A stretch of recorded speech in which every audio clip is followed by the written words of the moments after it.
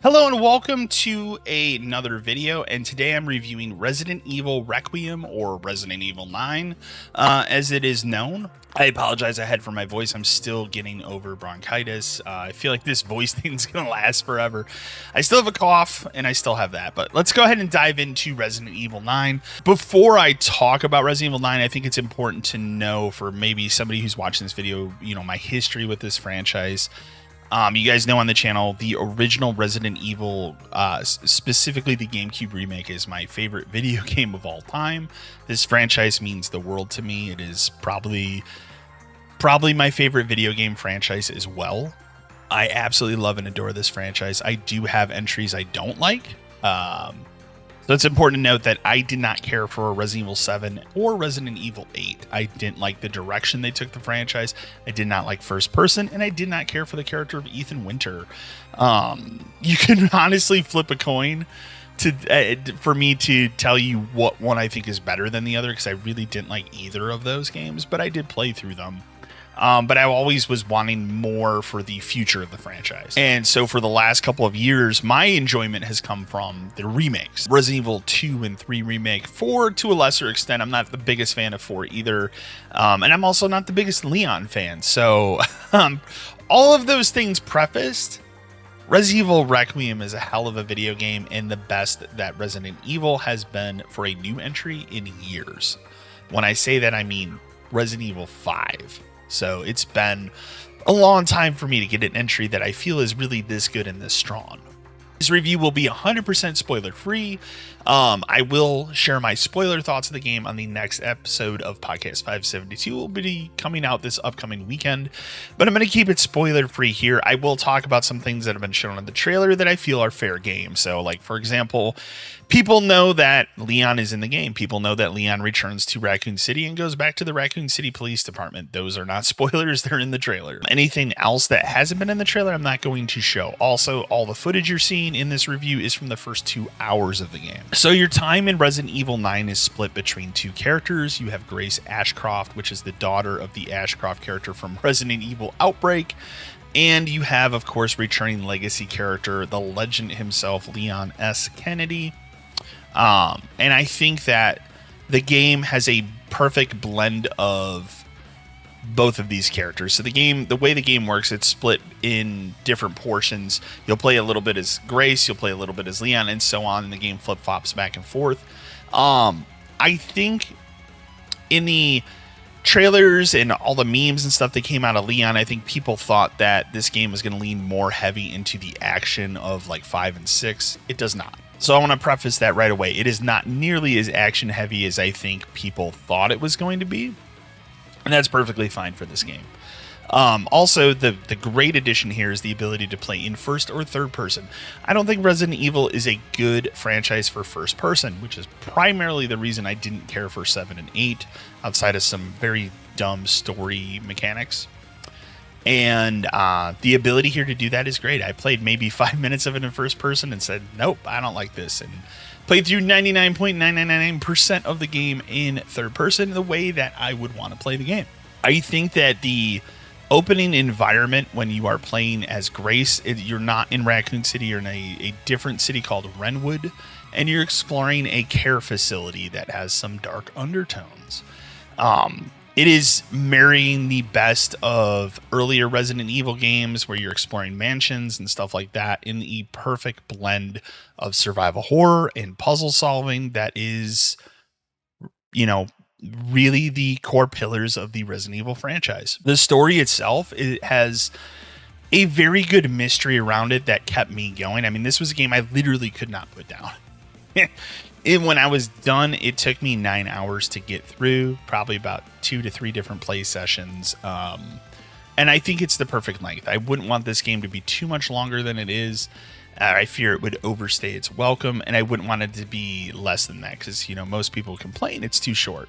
I think the 9 hour-ish mark, and I think it'll vary on players. Some people might take a little longer. People might take a little bit less. Obviously, there are going to be people that speedrun the fuck out of this game, and the game is designed for that. But I think 9 hours was the perfect length. I will also say it's important to note when you finish the game, stick around for the end credits because it definitely is setting up what the next game is probably going to be and what character you're going to play as. I won't spoil that here. There is one other legacy character that returns. They're not playable. I don't think they showed this character in the trailer, so I'm not going to spoil who that is here. But it is a character that is working with Leon. That being said, there are hints and like things you find that reference other legacy characters, but none of them really make appearances. I think the gameplay, this is the best that I think. Oh, there's a lot of elements that this is the best the franchise has been in a while in terms of the environment, in terms of the graphics. This is a PlayStation 5 showpiece, especially if you have a Pro system. This is the first game that takes advantage of the new version of PSSR, and the game looks incredible. All the footage you're seeing is from a PS5 Pro. I played through the entire game with ray traced reflections on, and it is a game changer for this game. There's a lot of things going on with, light and dark, and the way the lighting looks is just really jaw-dropping at times. You guys know, not the biggest Leon fan over here, but I will say this is the best outing Leon has had in the franchise, in my opinion. His intro is just fucking glorious. It is really... they really throw you in the shit in a really good way. There is something that's propelling him in the story, and what his purpose is, why he's here, and why he's involved in the events of this game. And again, I won't spoil that because I don't think it's really shown in the trailer. Maybe briefly, but not enough that I think people could pick up on it and know exactly what's going on. As far as gripes, I don't really have too many. There are sections of this game at the end where you have to fight regular soldiers as Leon. And those, like, I've never liked that when they do that in the Resident Evil franchise. It always feels kind of clumsy, and it does here as well. But there's a cool boss fight with one of these soldiers that I thought was really cool. That could be a legacy character. I wasn't really sure. So without spoilers, there's a couple of those types of elements here where they don't really explain if this character is the character you think it is or not. I think it is kind of left up to the player's imagination to determine that. I will talk more of that, spoilers, on when we record the next podcast episode and theories and stuff. I'm not going to do that here because I don't want to spoil the game for anybody.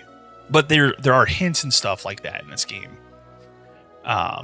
The Raccoon City part of the game is truly epic, truly awesome. The return to the Raccoon City Police Department. Obviously, it's in the trailer. You know that Leon's going there.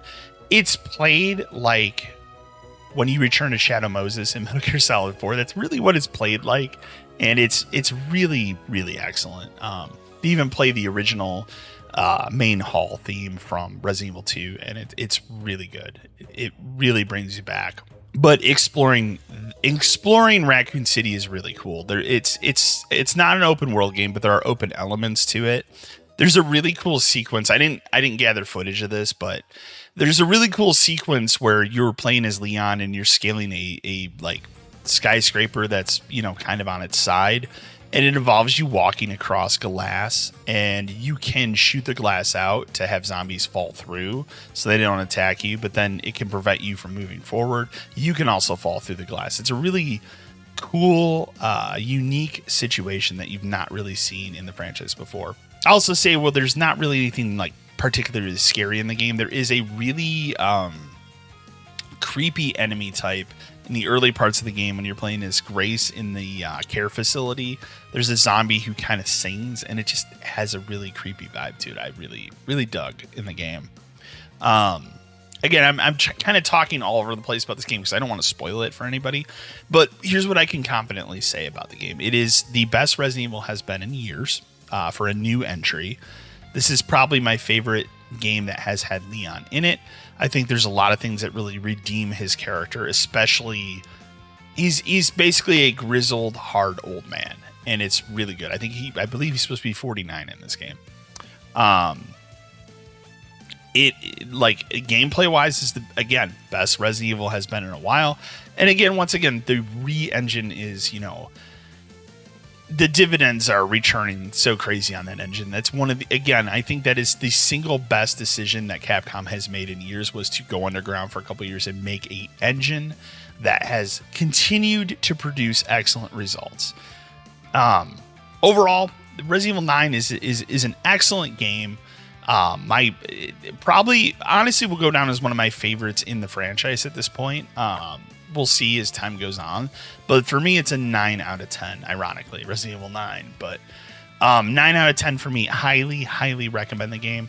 You guys want to see spoilers? I will talk about that in the next podcast episode. Remember to like, share, and subscribe to the channel. And as always, till next time.